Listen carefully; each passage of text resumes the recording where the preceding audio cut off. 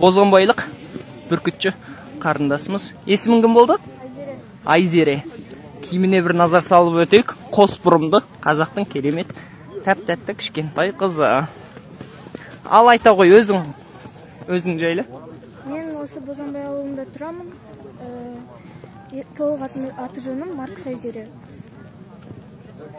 Бүркіт ұстайсың ба немес? Сұңқар ұстаймын. Сұңқаршы екен, керемет. Сұңқарым бар, ол қазір балапан. Есімі Қандыгөз. Қандыгөз, керемет. Оны ұядан алғанбыз, тауға шыңға шығып. Шыңға өзің шықтың ба бірге? Әкем екеуміз. Әкең екеуің, иә. Шыңға шығуда, мысалы, қалай шықтыңдар? Қиындығы бір қорқынышы, мысалы, жаңағы Айшолпан қарындасымызда шыңға өзі түсіп, сол арқылы міне әлемді бағындырып танымал болды. Сен қалай алдың бүркітті? Бүркітті тауға шығып, әкем екеуміз алдық. Қорқыныш болады әрине. Құлап кету, немесе аяғын тайған ау, сондай сияқты қорқыныш болады әрбір адамда.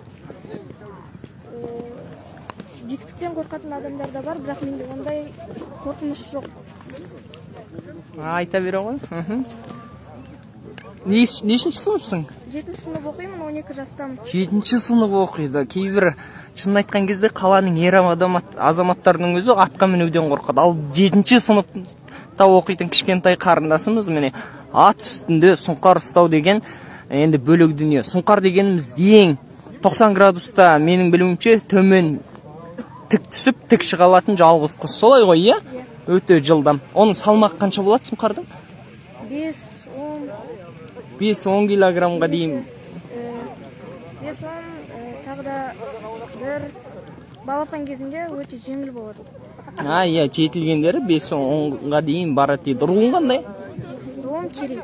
Керей ішінен? Жантекей. Жантекей. Мен де Жантекеймін. Жантекейдің ішінен білесің ба? Міне Жантекей екен қарындасымыз. Жарайсың, таныла бере ғой, аман бол.